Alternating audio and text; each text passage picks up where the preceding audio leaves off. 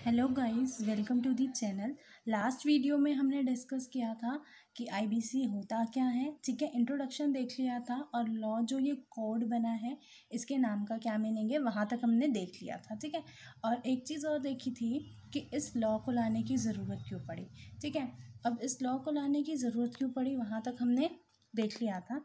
ठीक है, अब इस वीडियो में हम देखेंगे सबसे पहली चीज़ how code is organised. Okay, ये कोड बना कैसे है, क्योंकि एक तो है नहीं, ये आईबीसी जो कोड है ये कैसे बना है। सबसे पहली बात, इसमें 255 सेक्शंस हैं। ठीक है, 5 पार्ट्स में बना है।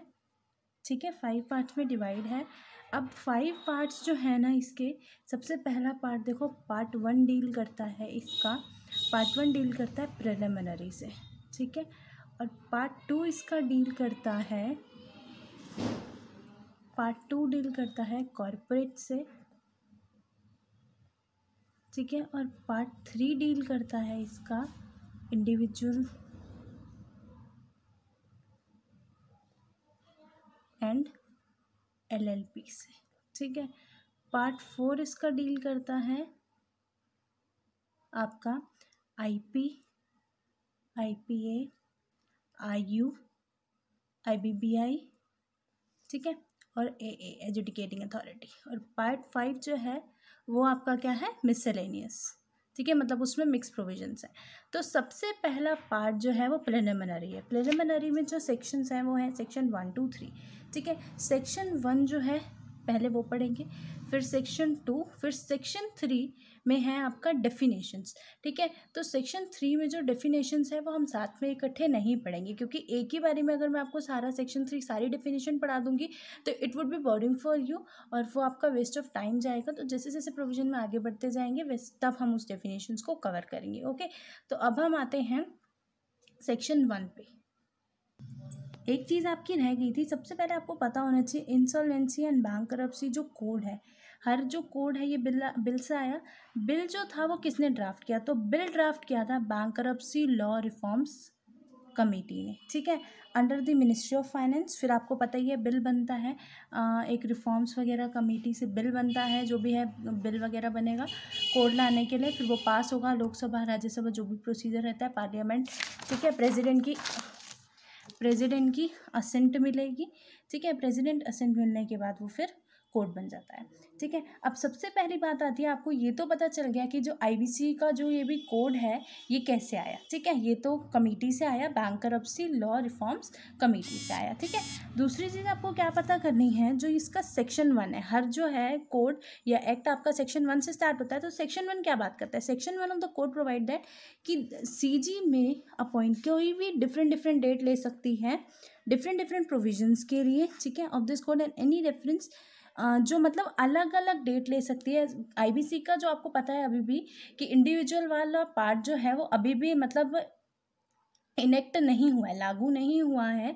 ठीक है, तो वो अभी तो फिलहाल लागू नहीं हुआ है। तो सेंट्रल गवर्नमेंट ने बोला कि वो पार्ट्स को या प्रोविजंस को सेक्शंस को अलग अलग टाइम पे अलग अलग डेट पे जो है वो डिफरेंट डेट ले सकती है उसको रखने की। ठीक है, उसके बाद आपका है, ये तो सेक्शन 1 की कुछ मतलब छोटी सी बात थी कमेंसमेंट के बारे में कि वो कैसे कैसे रखेगा। सेक्शन 2, उसके बाद आता है सेक्शन 2। सेक्शन 2 बोलता है कि सबसे पहले आपको पूरा कोड पढ़ने के लिए पता होना चाहिए ना ये कोड लगेगा किस पे। तो सबसे पहले चीज़ ये कोड लगेगा एक कंपनी पे।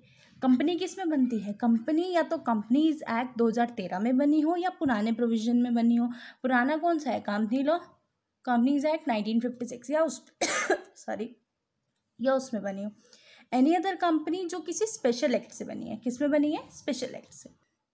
ठीक है, उसके बाद लिमिटेड लायबिलिटी पार्टनरशिप इनकॉर्पोरेट हुई है किसमें, एलएलपी एक्ट से। ठीक है, उसके बाद कौन कौन हो गया, देखो सबसे पहला हो गया कंपनी जो कंपनीज एक्ट से बनी है, या फिर कोई और कंपनी जो स्पेशल एक्ट से बनी है, या फिर लिमिटेड लायबिलिटी पार्टनरशिप, या फिर कोई बॉडी जो इनकॉर्पोरेट हुई है किसी भी लॉ में। और सीजी ने बोला है नोटिफिकेशन से कि इस पे भी आईबीसी लगेगा तो लगेगा। ठीक है, सीडी के पर्सनल गारंटर पे, सीडी कौन है, सीडी कौन है, जिसने कर्जा डेट लिया है, उसका पर्सनल गारंटर जिसने गारंटी दी है, मतलब क्योंकि गारंटर्स बच जाते थे तो इसलिए गारंटर्स को भी लिया। पार्टनरशिप फर्म्स पे, प्रोप्राइटरशिप फर्म्स पे, इंडिविजुअल्स पे अदर देन ई, मतलब पर्सनल गारंटर के अलावा जो इंडिविजुअल्स हैं उन पे भी लगेगा। तो इन सब को आप कैटेगराइज कर सकते हो, इन सब पे आईबीसी लगेगा। ठीक है, सेक्शन 1 बात करता है वो बता दिया। सेक्शन 2 किस किस पे लगेगा ये जानना बहुत ज़रूरी है कोड पढ़ने से पहले। ठीक है, उसके बाद एक चीज़ और देख लो, जो आईबीसी है वो बहुत अच्छा रिफॉर्म है, इकोनॉमिक रिफॉर्म। क्यों? क्योंकि एक तो ये सिंगल है और सब पे लगता है। देखो, कॉर्पोरेट पे भी लगेगा, पार्टनरशिप पे भी लगेगा और इंडिविजुअल्स पे भी लगेगा। ठीक है, बट फाइनेंशियल फर्म्स पे नहीं लगेगा। और इसमें सबसे बड़ी बात यह है कि creditor as well as debtor दोनों के पास पावर है कि वो प्रोसीडिंग्स को शुरू कर सकते। ठीक है, और ये हो गया आपका, सबके पास पावर है। तो यहाँ पे हमने देखा सेक्शन 1, सेक्शन 2 आईबीसी आया कैसे। ठीक है, सेक्शन 3 जो है वो है डेफिनेशंस, तो वो इसमें नहीं देखेंगे, वो जैसे जैसे प्रोविजंस पढ़ते जाएंगे उसमें कवर करते जाएंगे। ओके, इस वीडियो में इतना ही रखते हैं। उसके बाद ये अगर आप देखो तो आपका पार्ट 1 जो था प्रिलिमिनरी वो तो ख़त्म हो गया। अब आगे के पार्ट सब पहले हम कॉर्पोरेट ख़त्म करेंगे। कॉर्पोरेट में पहले कॉर्पोरेट का आपका CIRP पढ़ेंगे, लिक्विडेशन पढ़ेंगे, फास्ट ट्रैक भी होता है वो भी पढ़ेंगे। तो ये सब कुछ इसमें पढ़ेंगे, फिर इंडिविजुअल पे जाएंगे और फिर आपका ये छोटे छोटे पार्ट्स को कवर करेंगे। ठीक है, पहला पार्ट आपका कॉर्पोरेट का ही रहेगा, उसको पूरा फिनिश करेंगे। ठीक है, okay, thanks for watching, bye bye, and subscribe the channel for more videos. We will complete the series of IBC. Okay, thank you for watching.